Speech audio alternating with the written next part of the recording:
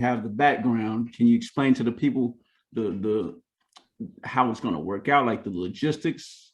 Yeah. So the way the play-in works, the seventh and eighth seeded teams play one another.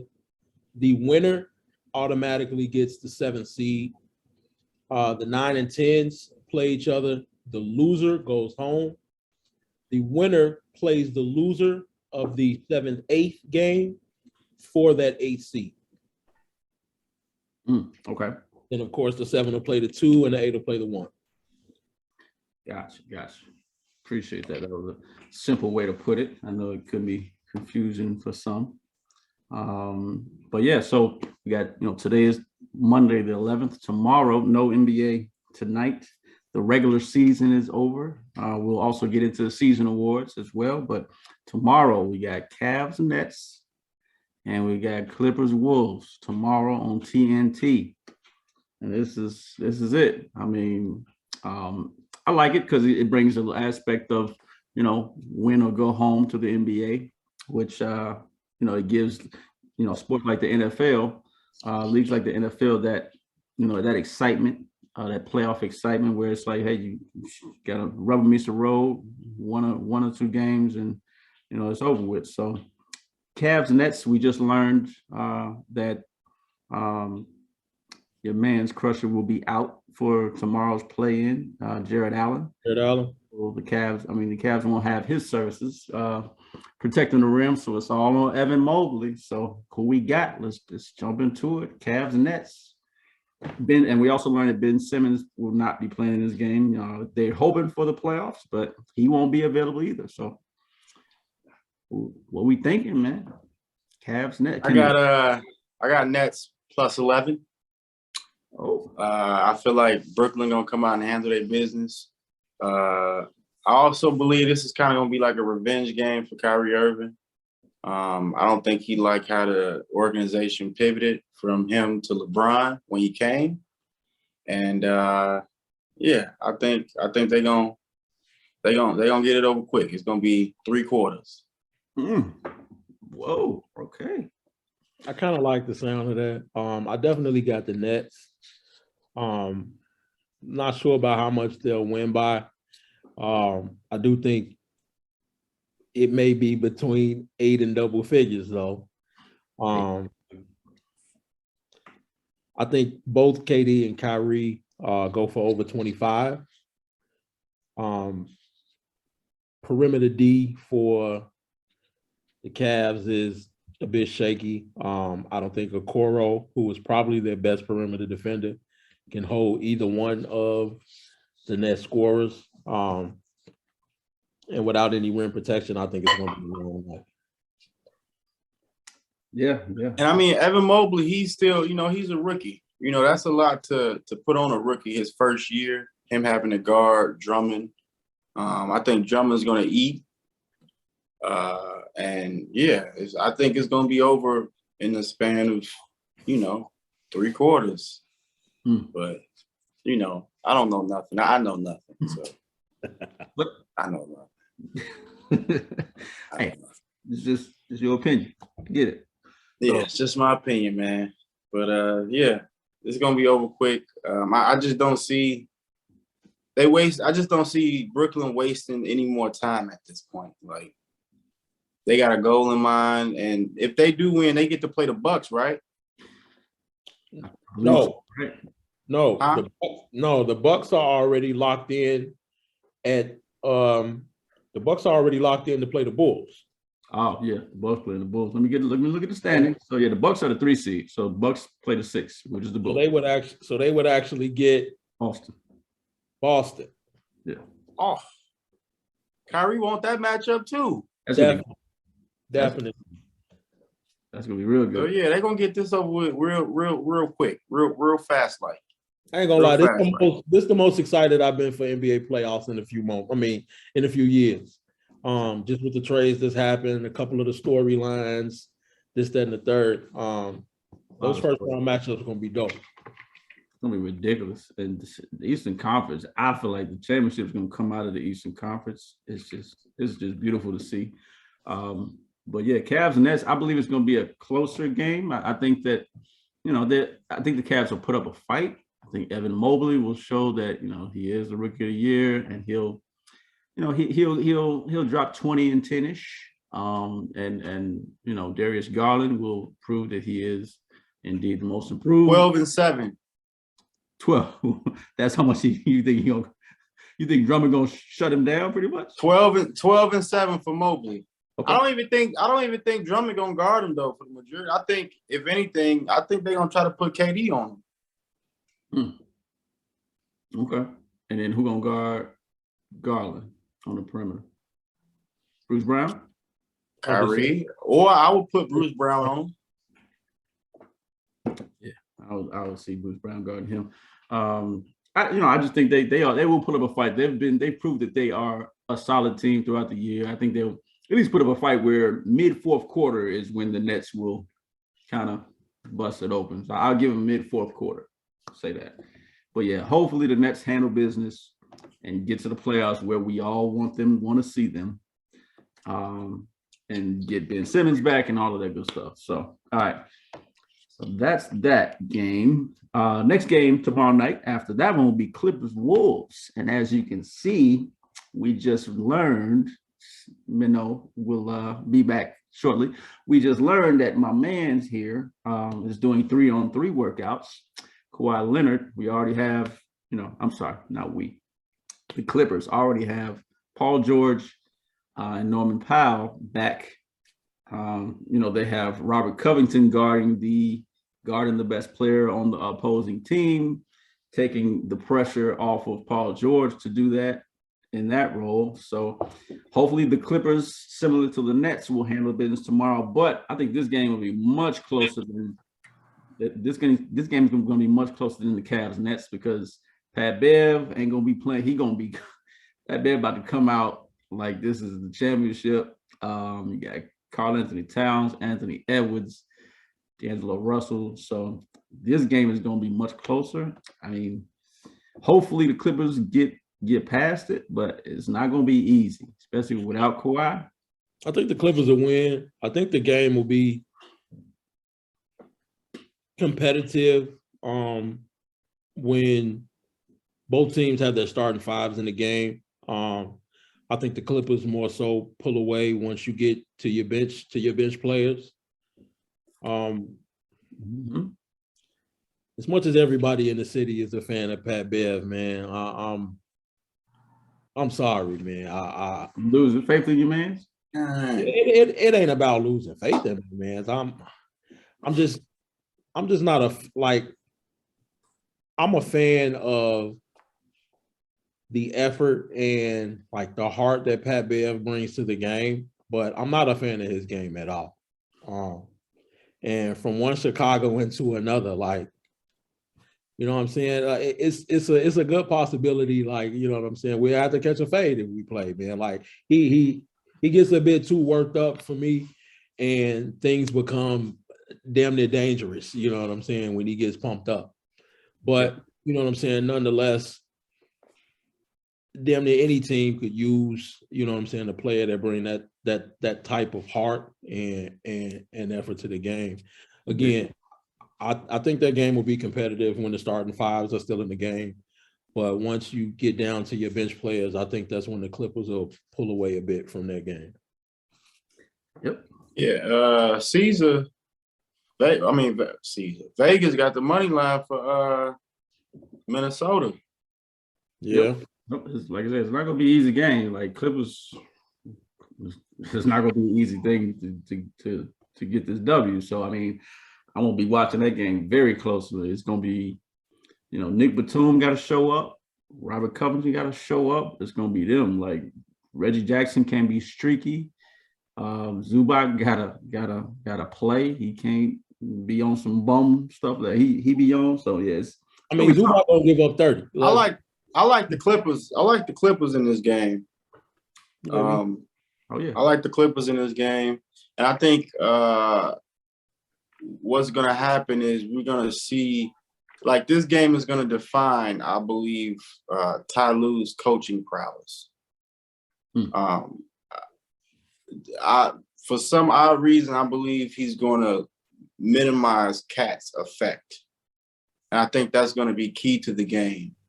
Norman Powell, Paul George, Marcus Morris, the perimeter defenders that they have, they'll be able to limit Anthony Edwards' scoring punch.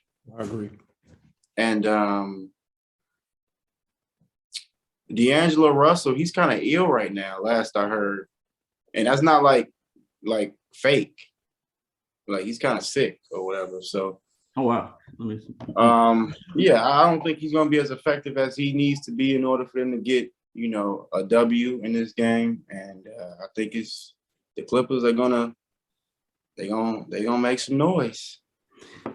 Hopefully, like I said, hopefully they can handle their business like the Nets handle their business, and yeah, get to the playoffs. It will be sad not seeing Paul George or possibly healthy Kawhi in the playoffs in the Western Conference. It would be sad. I forgot they got Covington. Is Covington healthy? Yeah. Huh? I still think Cat gonna give him 30. But Covington healthy? Yeah. I still think Cat gonna give him 30. But with Yeah. Cat giving him 30, they probably lose by 12 at least though. if Cat scored 30, because like Minnow said, I think the perimeter D, they just got so many defensive wings to throw at Anthony Edwards and D'Angelo Russell. And the truth of the matter is, you just don't know what you're gonna get from game to game with players like Malik Beasley and Jared Vanderbilt and them. So Malik Beasley so streaky. you got a chance. What you about to say, Minnow? I was gonna say, watch Ant go for 40 tomorrow. If he go for 40 on PG, Covington, and Norman Powell, it's gonna be one of the most earned 40s he ever got in his life. No, it's gonna be Rocco. It's gonna be Nick Batum, and then Terrence Mann gonna guard him every now and then when he in the game. Oh no, Terrence Mann gonna shut down D'Angelo Russell. That's his defensive assignment right there for the day. Man, look, he a little fiery defender too, so it's gonna be good. I hope they handle their business. I hope Ty Lue, do what he do. I hope I'll see him in the playoffs. So that's that.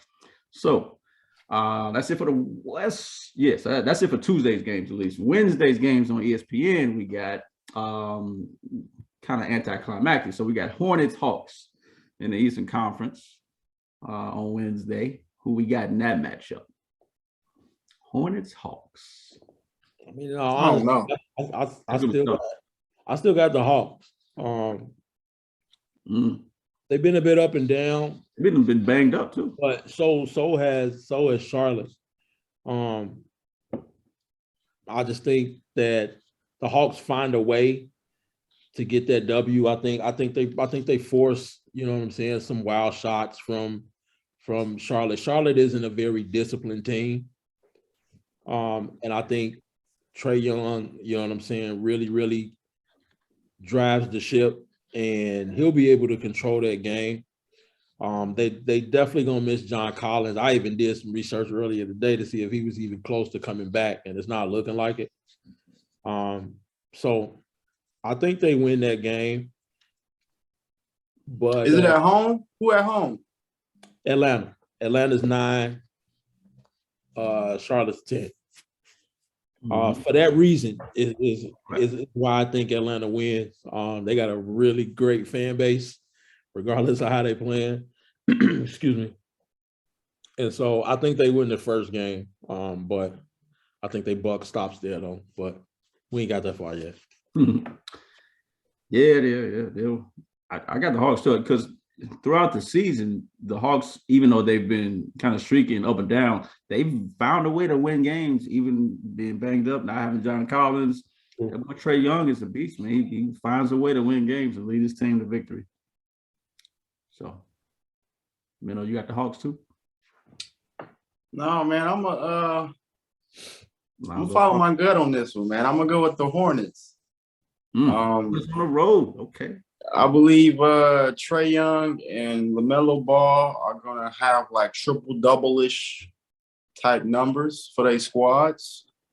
But the athleticism of Charlotte, I believe, is going to make the difference in this game. Atlanta doesn't play any defense. Yeah. And I don't know. For some reason, I just got the Hawk. I mean, I got the Hornets win. And I think Miles Bridges is going to be excellent. Nobody's going to be able to stop Miles Bridges. If I'm coach, I'm putting Terry Rozier on Trae Young. Why is that? To slow him down. Terry Rozier is a little pest on the defensive end. And that's what they're gonna need to slow them down, especially at home. So I can see Charlotte. I wouldn't be surprised if Charlotte wins. So that's who I'm gonna go with. I mean, hey, I think it's gonna be a tough game overall. Yeah. I wouldn't be surprised if this game went to like overtime. You know, right? But I still see Trae Young like for some reason in my head, I'm thinking like 128 to 124 or some shit, like final score of the game. Yeah. Like it's gonna be exciting. I think the 2-point guard is gonna make it an exciting game.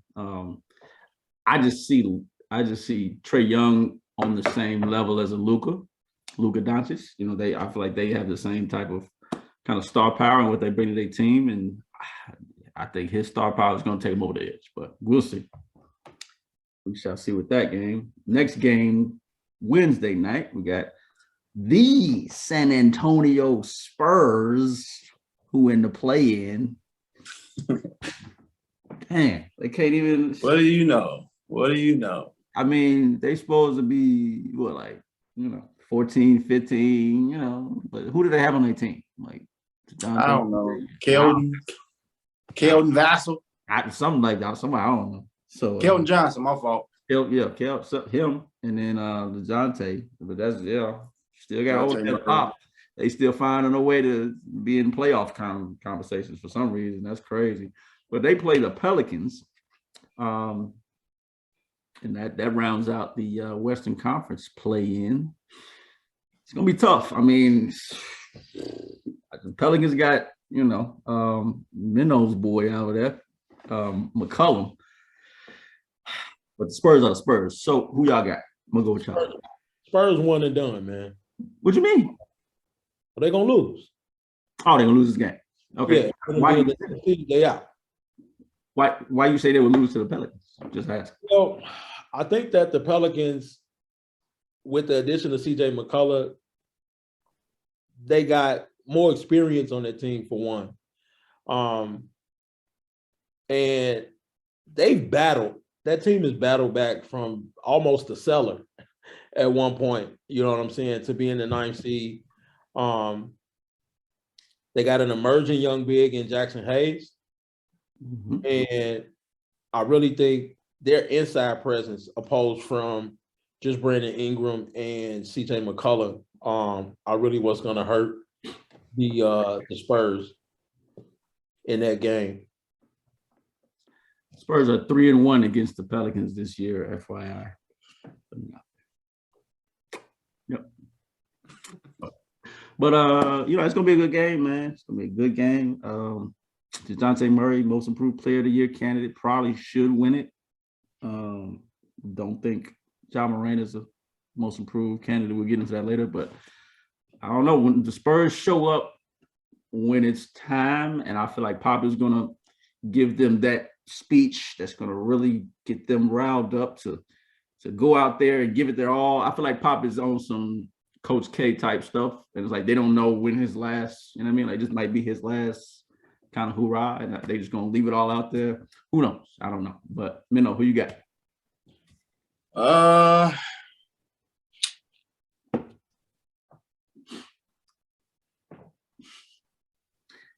CJ McCollum, you got, Man, I'm gonna go with the Spurs, man, because I can't bet against Pop in the final in the playoffs.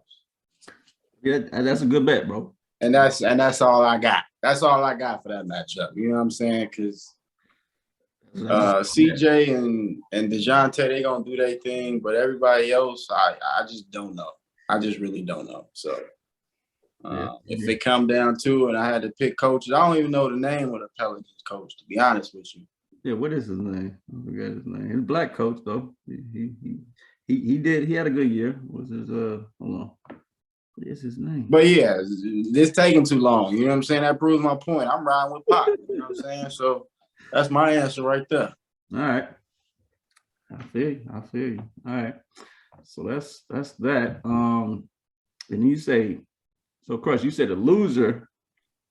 The loser of the 9-10 game is done. Right. Yeah. And they'll play the loser of the Minnesota Clippers game. Gotcha. Okay, cool.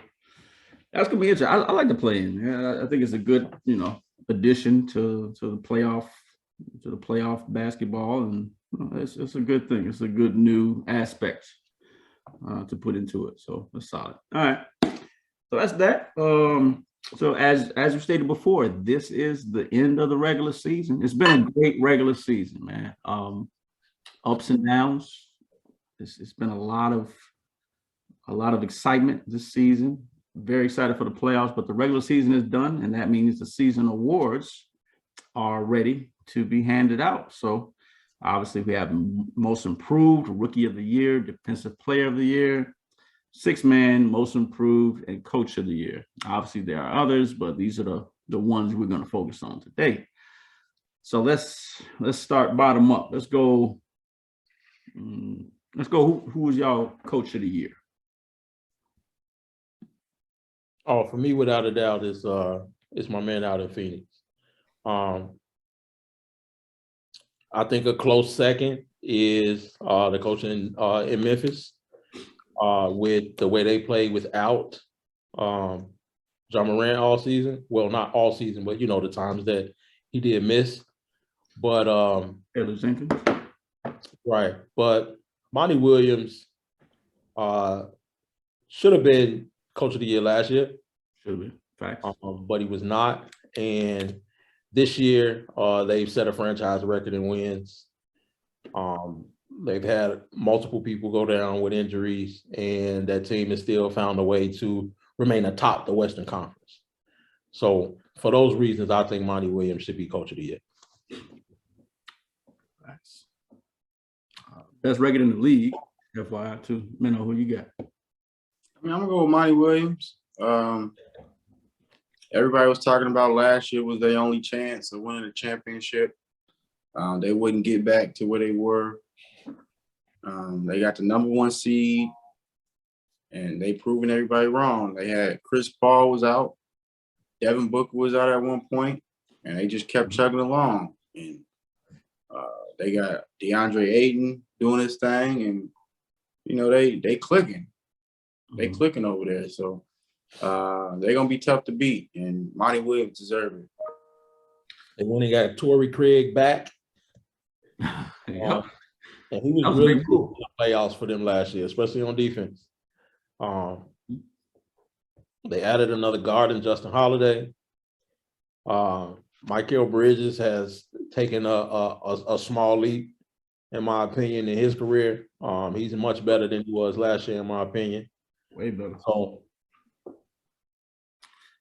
yeah, I mean, I think it's pretty obvious. I mean, the man coming off the year he had last year to take his team from that to a 64-18 record. He's 8 games above the second seed Memphis Grizzlies, and he has the best record in the league. And come on, man, it should be a no-brainer that Monty Williams is the coach of the year this year, and he's doing all of this with a 36-year-old point guard, and with outside of him, it's pretty much the same team like before last year. So it's like you doing all of this with just Chris Paul, you and Chris Paul, pretty much. That's amazing. That's an amazing job. Get that man his trophy, I think. So all right, next we have, let's go from the coach of the year to most improved. Who y'all got for most improved player of the year? just a little murky, I think. Yep. Darius Garland. So FYI, Draymond has been very vocal about this. He got on I think post game and he said, judge it by the exact name of the award. If it's most improved, obviously he was, voting for Jordan Poole, his teammate, which I get. But he was saying Ja Morant is not the most improved. Ja Morant was amazing last year. So it should be the actual most improved player. He was my thing with Darius Garland is not only did his statistics improve, due to a season-ending injury with Colin Sexton, he immediately became that team's number one option. And a winning percentage increased. Yeah, it wasn't just highly. Yeah. Highly. At one point, they were a top 4 team in the league for most of the season. Until Jared Allen went down. 100%. I think he stepped up into the role that he was really pushed into due to injury and exceeded our expectations. Went crazy. And Garland is my most improved. Definitely hats off to Miles Bridges though. Yeah, Miles Bridges Bridges played really, really well this season. I forgot about Miles Bridges. He increased like 8 points a game. He has improved 8 points a game. But I really don't know if he's had a role change, if that makes any sense. So he went up like 8 points a game. However, everything else across the board is down. Rebounds, field goal percentage. I've never seen the free throw percentage drop a whole 6%. That's crazy. He went from 86% from the line to 80%. And his 3-point percentage though dropped a good 7%. But he was very, very healthy though. He played 80 games this season. That's good. He played 80 games. But Darius Garland had the Cavs at one point having home court advantage. You know what I'm saying? In the playoffs into the Jared Allen injury. And for that reason, my pick is Darius Garland. Yeah, like I said, it's Darius Garland pretty much. Again, people forget about that. The Cavs had Darius Garland, Ricky Rubio, who got injured, who was really doing very well for them, and Colin Sexton. They was talking about Sexton land and all that, and both of those point guards went out and to do what he did was phenomenal. Like I said, Ja Morant has gotten pushed into this conversation, but I don't, he's an MVP candidate. Like Draymond said, he's an MVP candidate. He's not a most improved player candidate. He shouldn't be, at least. And that's the thing with Garland. Even when Sexton went down, they had Ricky Rubio, who was playing amazing, and Garland was playing off the ball. He pretty much had to switch positions. Granted, he's definitely played some point guard in his career before. Was pretty much a combo guard, you know what I'm saying, in high school and college. But once Rubio went down, he strictly had to play point guard, and still averaged 8.6. Yeah, assists a game. You know what I'm saying, and over 20 points while shooting like 46% from the field. Ridiculous. And an all-star. Reserve, but an all-star nonetheless. And then obviously I got to shout out my boy DeJounte, 21 points a game, 9 assists, 8 rebounds, all-star as well. So I think you can really give it to either one, Darius Garland or DeJounte Murray. I just don't want to see Ja Morant get it, but I want to see Ja Morant get his props for this year. I don't want to see him get this award though. So, Minnow, what's your thoughts? I'm with Crusher. Most improved, Darius Garland, hands down. You can't deny his impact on the team, his numbers. The organization literally started building around him. They went out and got Rubio for him. They went out and got Rondo for him. and like the organization is now looking at him as like a true centerpiece. And I didn't. That came out of the blue. I didn't see that coming at all. So, yeah, DeJounte Murray doing his thing. Miles Bridges will probably be my runner-up though, because he was killing, especially at the beginning of the season. At the beginning of the season. Okay. Yeah, and so yeah, those would be my top two for sure. Okay. All right, let's move on. Sixth man of the year. This is pretty much everybody knows Tyler Hero. He's like a negative 20,000 on FanDuel. So it's like, come on now. Ain't nobody, literally, there's no one else. Like they had the second to him was who was it?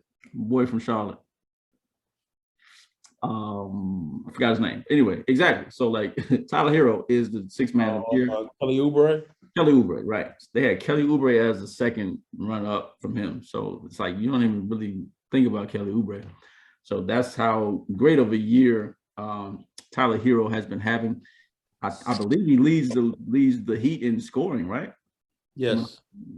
As a sixth man. So like that's shout out to him for that award. So let's go to rookie of the year. Who was y'all rookie of the year? This one was close. This one was closer than you got Evan Mobley, Cade Cunningham, Scotland Barnes, especially with Cade Cunningham.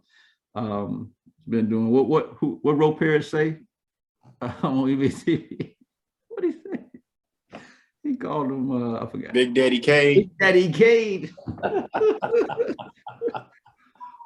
Shout out Ro Parrish, man. Shout out NBA TV.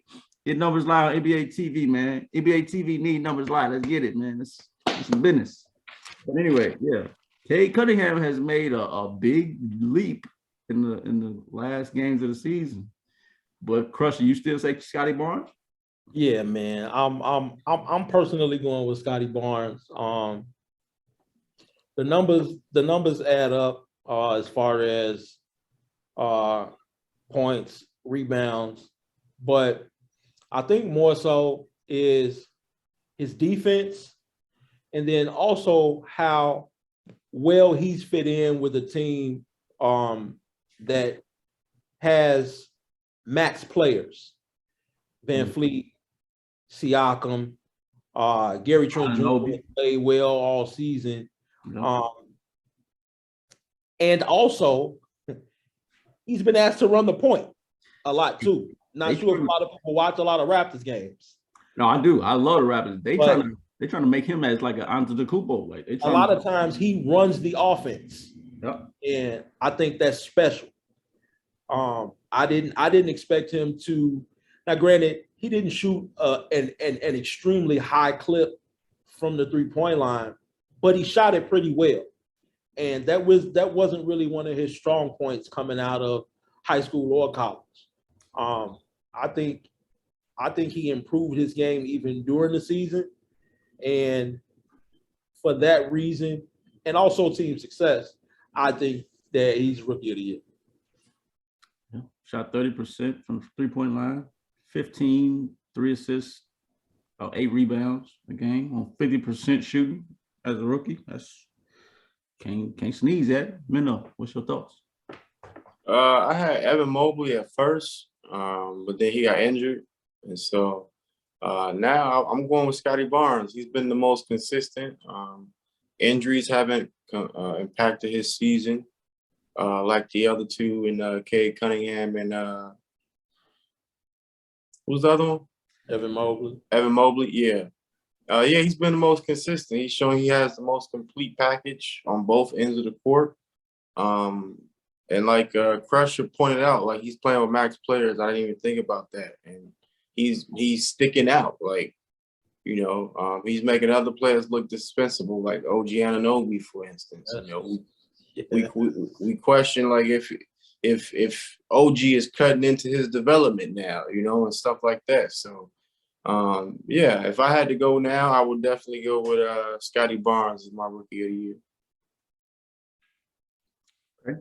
Well, shout out Cade Cunningham though, man. Like I don't really watch too many Pistons games, but I see his numbers, man, and it's just the numbers he put up, and especially that last game against the Nets, he showed out, and Just he has had a great year. Obviously, he started off injured and had a late start, and I feel like a lot of it has to do with the Pistons just being a not as good team and not in the playoff hunt. Evan Mobley and Scotty Barnes have their teams in the playoffs, so it's obviously between them two. But for me, with Cade though, I think Cade would have a better argument for Rookie of the Year if when Jeremy Grant went down, in like November, with that injury, it was already said he would be out to February. And during those couple of months, Cade still didn't take that leap that he took within the last month and a half of the season. If he had taken that leap during that time without Grant, I think he'd have a much better case for Rookie of the Year. True. I definitely agree. But how much of that do you think was just him ramping up coming off of that injury, though? Coming off an injury, like he started off, not playing. And he's a rookie too. Like, I don't know. It's asking a lot for him to hit the ground running in November right off an injury.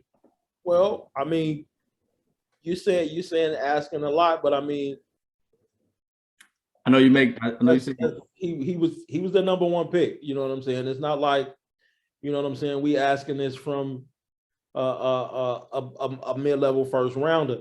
You know what I'm saying? This is a guy that was projected to be number one his junior year at Mount Vernon. So a lot of people expected to see almost immediately what they're seeing now.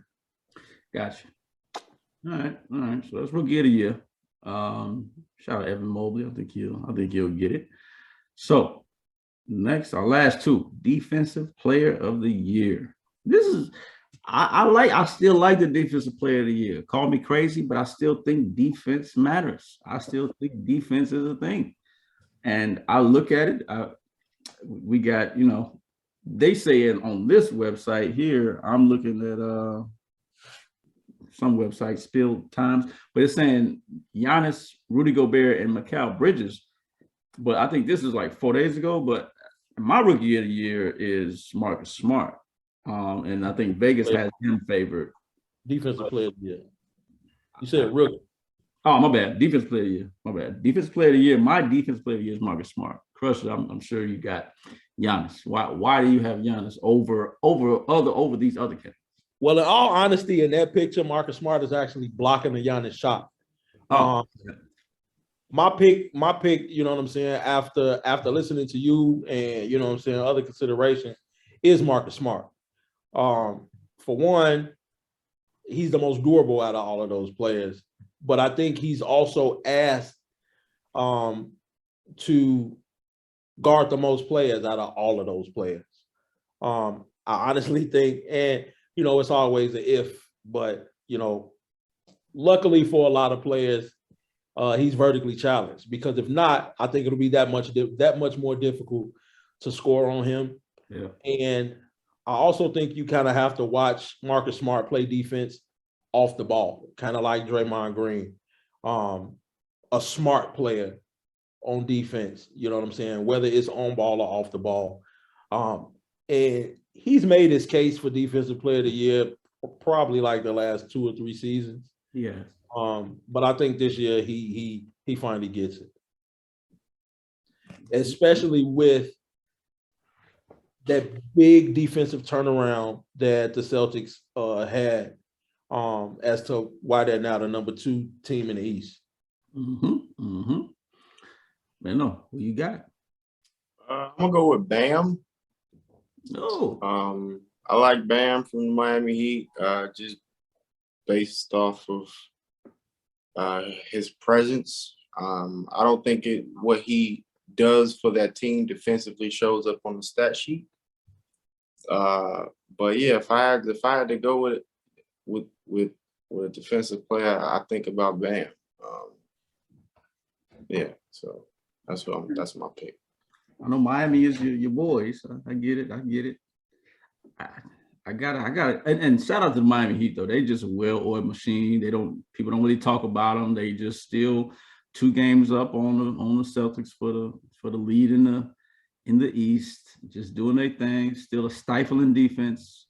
It's funny when, we play fantasy, and whenever you look at a player stats and they'd be like 30, 29, 30, 30, 25, 8, 30, 30, like it's a few teams in there. Either they played the Celtics or the Heat or The maybe Grizzlies sometimes the Grizzlies too. or the Grizzlies. Or the Grizzlies. Yes, the Grizzlies are a really good defensive team too. But most of those times when you see a player's numbers, Oh, you know who else? The Dallas Mavericks without Porzingis. Shout out Jason Kidd. Shout out Jason Kidd for the defensive. Yes. Let me tell you, I was watching the first time the Dallas played Utah. Donovan Mitchell had like 8 points. And so I was watching him on the second go round. I'm like, all right, Donovan Mitchell probably gonna try to go off because he didn't go off against them last game. They held that man to 12 points again. Like, and they beat him. They beat Utah so bad. Donovan Mitchell came out and was like, it's the same shit. Same over and shit over every day, man. I wish I was in New York, man. Come on, bro. Right. So, what do you equate that to? Like just Jason Kidd's defensive schemes, or like a particular player like Finney Smith locking them down? Like what do you think it is? I think it's Jason Kidd's defensive prowess, showing up on the court. Now that you don't have Porzingis having to game plan around if he's going to play or not, I think it allows you to focus and hone in on your defensive presence and what you're going to do collectively as a team on the court. And that message and that chemistry builds game by game. And so I think you tie that along with, Jason Kidd being the defensive mind that he is. And that's what you got, especially against like guards. Like I believe he definitely be able to game plan around guards. I was just about to say that I agree with you 100%. With Jason Kidd being a point guard, one thing he knew how to do was get players in their spots. And so if he's watching film, especially on a player like Donovan Mitchell, the spots that a lot of superstars like to get to. You force them out of them spots, they're still going to want to get their shots off, but they're going to take them in spots that they're not used to taking them in. And it's just convenience equate to a good shooting night or a good shooting percentage. And I think that is amazing, you know what I'm saying, for a coach to watch film and game plan to, take a player out of their spots. Very true. Very true. It's crazy just the job that Jason Kidd has been doing. He has the Dallas Mavericks at 52-30, 4th seed in the West right now. And with the way they started off, with the whole Porzingis thing and everything, to be 4th in the West, that's pretty great. I know Juwan is somewhere smiling at his wannabe uncle doing his thing. Talk about addition by subtraction, man. I didn't know that it would have this big of an effect. Like, I guess they really was at it. Like, they really wanted Porzingis out. Like, I was like, damn, you lose like a good rim defender. Because the Porzingis, like, not to be disrespectful to Porzingis, he's still a great player, a good rim defender, a rim protector, a good shot. Oh, I know.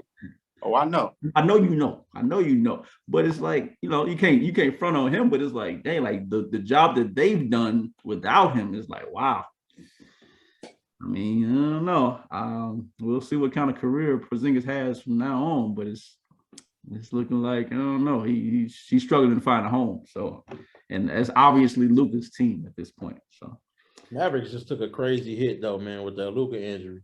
Yeah. So what's the update on that? I think they said it was a strained calf. Saw a picture earlier today. He was in a boot. Yeah, I saw that he was struggling, Winston in the boot and all that.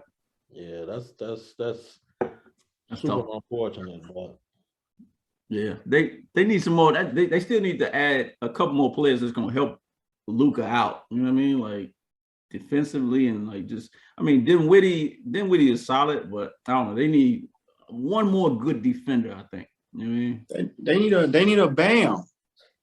Yeah, for sure. They need somebody for sure. Because who is that? They need a Bam. They need a. Yeah, Tyson Chandler. Goddamn it, that's what they need. Somebody like that. A Clint Capella. Yep. They need one of them bigs down in Orlando. Like they could, you know what I'm saying? They could use Bamba or something like that. Like somebody they looking at Rudy Gobert actually. I saw the reports that they looking at Rudy. So interesting. But all right, we getting off topic, but a little bit. That was defensive player of the year. So MVP, the MVP conversation has really gotten murky. I mean, it hasn't. It's just Joker, bro. It's Joker. I'm sorry. Like I said, the MVP has really just gotten really kind of confusing. I mean, you know, shout out Luka. He was up there too in top 5 every now and then. You know, Luka should have been in the conversation too. And then, you know, I just want to take this time out to just shout out Joel Embiid, man. Just going through all of this. Yeah, man, he did his thing, man. Ben Simmons drama, like people forget, like 75% of the year he was without James Harden. So, and he has his team where they at. I mean, he has his team 4th in the East. I mean, at 51-31. I mean, he has the most 40-10 games in the league this year, and I don't know. He's the first center since Shaq to win a scoring title. I mean, come on, man. I mean, I believe Joker will get it because he has the numbers and he has the most assists. But just shout out. Is that it? Shout out Joel Embiid, man. That's all. Is that it though? Numbers. That's it. Let me ask you a question. Let me ask you a question. Before Philly got James Harden, who's the second best player on the Sixers? Maxey, because it wasn't Tobias Harris, old bum ass. Who's the second? Who's the second or third best player on the Nuggets? Your boy who think he Kobe Bryant, but he not. I hate him. I hate Will Barton. I hate Will Barton. Oh my Will God. Barton, though. But that's what we're talking about, though, bro. We talking about you going out every night with Will Barton as your Robin, and you finishing in the same spot that the Embiid-led Sixers did in the West. Hold on. In the same spot that they did in the West. Okay. Joker averaging 27 and 13. Explain to me how he's averaging more assists this season than he did last season with Murray and Michael Porter Jr. How he averaging more rebounds? This goes back to being a smart player. He is finding and making sure that these third and fourth string players get the ball in the right spots to where they can make the right plays and the best shots for them in the team. Okay. He's doing that at 7 feet. Do you know how many free throws a game Joker averages? Not many. I get it. 5. Okay. 5 doing work. He doing work. I ain't taking nothing to work. I ain't taking nothing away from him. It has nothing to do with it. It has nothing to do with the numbers almost, because he's averaging less points, granted more rebounds and assists, but he's doing so much more. His PER is with so much less than Embiid is, and he's done that all season. There were no trades, you know what I'm saying, to eventually get him another All-Star. None of that. Okay. None of that. And he's been that consistent. And then we're not even gonna bring up the amount of games he's played. Like, he shows up every night. Pretty much shows up every night. That's great. And you know, you slow clap it off like it means absolutely nothing. I'm not taking it away from him, bro.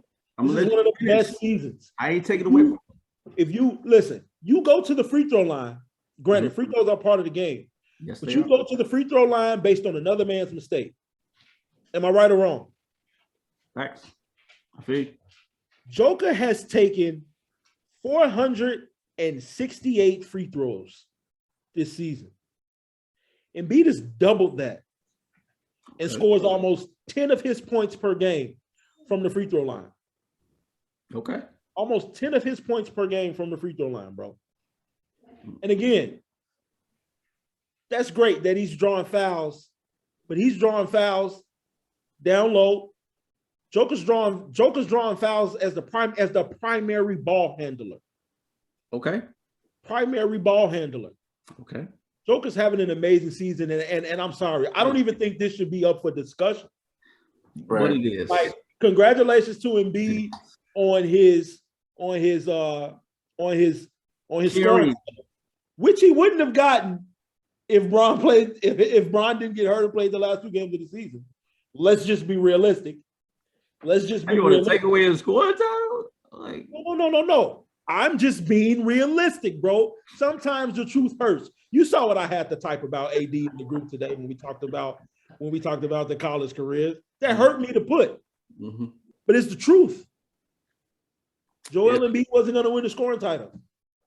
okay, so real quick, I just want to point out, this is my argument about it. I haven't really seen anybody's take on this on the media or anything, but like, if you look at the Denver Nuggets team, while people may not think that he has a lot, he has a veteran team and a veteran coach around him and a solid rotation that they know what they have, and he's had that all year. While he hasn't had MPJ and Murray, he's had players around him that are not scrubs. How many All-Stars or how many lottery picks does he have on that team?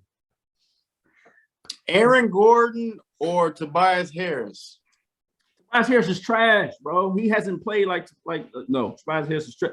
Maxey. Aaron Gordon. Answer the question. Aaron Gordon or Tobias Harris? This year, Aaron Gordon. This year, Aaron Gordon. All right, never mind. Look, he has Monte Morris. He has Will Who's Barton. done what in the league? You talking about? No, I'm talking about this year. Look, he has Aaron What Gordon. did he do this year? He has Jeff Green. He has J. Michael Green, who is a solid role player. He has Cousins who came on and started killing. I mean, What are their stats looking like, Tweed? It's not about What's stats. this This is a team. This is a team who supports their best player very well. The Sixers, who do they have? Because he put them in those places. These same players were not doing that last year. These same players were not doing that last year because they had MPJ behind Murray and MPJ. Because they couldn't show it. But look, on the flip side, they played last year. They played. And they still played last year.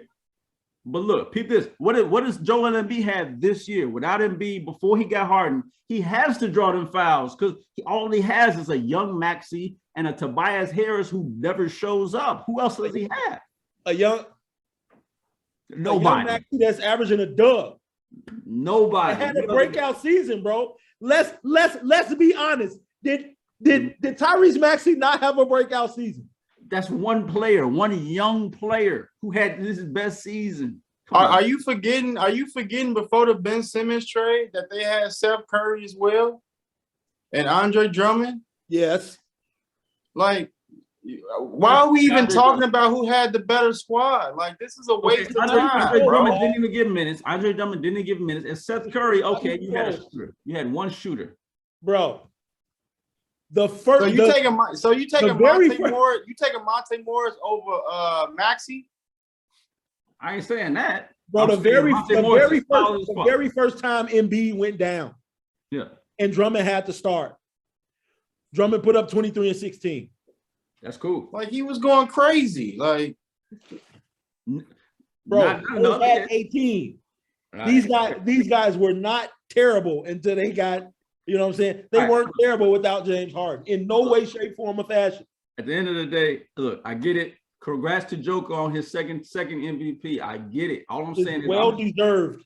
It's well-deserved second MVP. I'm just putting over my man's MB because motherfuckers will forget about his year when it's all said and done. And we gonna congratulate Joker on this year. But it's like, look, I'm just saying, going forward, we might regret this. Why? All I'm saying. Minnow, you watch the Herd too, because Herd was talking about this too, about how Joker, I don't know, these numbers might not be, there might be a little fool's gold, might be. But again, hey, congratulations on his MVP. I know he got it. He gonna have it. The media personalities gonna vote him MVP. I get it. Congrats. But it ain't like the media need to be swayed in any way by this. Like, if you've watched this man all season, he is the MVP. Cold. You and I just went. You posted the other day, Joel Embiid's last 5 games, Yeah. and then I posted Joker's. In no way has Embiid even separated himself enough to even be. What else he gonna do though? Like, because what did he say? He's literally number 2. He said the other day, "What else you want me to do?" Like, look, if you look at his last 5 games, he like averaged 40 and 10, 40 and 15. Like, what you want me to do? Drop 50 and 20? Like, what does he got to do? And I felt him with that. Like, what do you got to do? What he has to do to get MVP over Joker? Run your offense. Get a couple more assists. Which he's not capable of. I said run your offense, bro. Okay. I said run your offense. I didn't say drop dimes. This man runs the offense. That's cool. The other little niggas on the floor have the position PG by their name, but they're not playing point guard. Monte Moore is solid, but yeah, I get it. I didn't say he wasn't, but he's not playing point guard. Okay. All right. He's not playing point guard, bro. All right, Minnow, who you got? It's still Joker. It's Joker. It's not Giannis, because Giannis has made a very. He been injured too much. Who, Giannis? Yeah. Oh, okay. Giannis has made a big leap in the last few games. He looking at MVPs too. And then Joker don't really, I mean, yeah, he averages steals and blocks, but like we all know Joker defense ain't Embiid or Giannis. That's one of my biggest knocks. His blocks aren't. But altering a shot or forcing a kick out, if it's a miss, it's just as good as a block, bro. Literally, it's just as good as a block. Okay. You like to be a defensive-minded person. Altering a shot can mean just as much. A miss is just as good as a block, as long as you grab the rebound. Man, we'll see. Let's see who they playing. All right, so Denver playing Golden State first round. Let's see what MVP do first round of the playoffs against Golden my opinion, he's going home. We'll talk about it on the next show, on the playoff show. It's gonna be real interesting. Stay tuned to Numbers Live for the playoffs, because the playoffs is upon us. A lot to dissect. So that was the play-in and the season awards. Any final thoughts, gentlemen? Let the games begin. Yeah, again, man. This is probably the most excited I've been for the playoffs in a while. Man, it's because of the way the matchups are set, who's playing who. Kind of unfortunate that we still. I mean, Matisse Thybulle ain't a household name, but I mean, kind of unfortunate we still at the point where we going, you know what I'm saying, teams are going to possibly miss players due to not being vaccinated. That's it is what it is. They're going to need this defense in against Toronto, and things can get hectic for them if they end up dropping one of them first 2 in Philly. Yes, it's gonna be crazy, trust me. But yeah, we can talk about that on the playoff episode. But Tyree, my bad, Matisse Thybulle not being vaccinated and able to play in Toronto, that's gonna be huge, man. Yeah, like I said, your boy Joel Embiid already don't have a lot of help in Philly, so it's like who gonna guard the best player, man? He does a lot, even though the stat sheet don't show it. Thybulle does a lot, so it's gonna be interesting. But we will see y'all possibly sometime later this week or next week to go over the playoff matchups. But good luck to the Clippers and the Spurs in this play-in. Hope the Clippers get out this play-in so this man can come back and we can finally get this chip that the Clippers have been shooting for. So we'll see. All right, so that's it. That's it for the play-in tournament episode. I'll holler at y'all later on. Numbers Live. Check us out everywhere. We're literally everywhere. Just Google us. Google us, baby. We everywhere. Peace. Holler at y'all next time. Peace. Peace.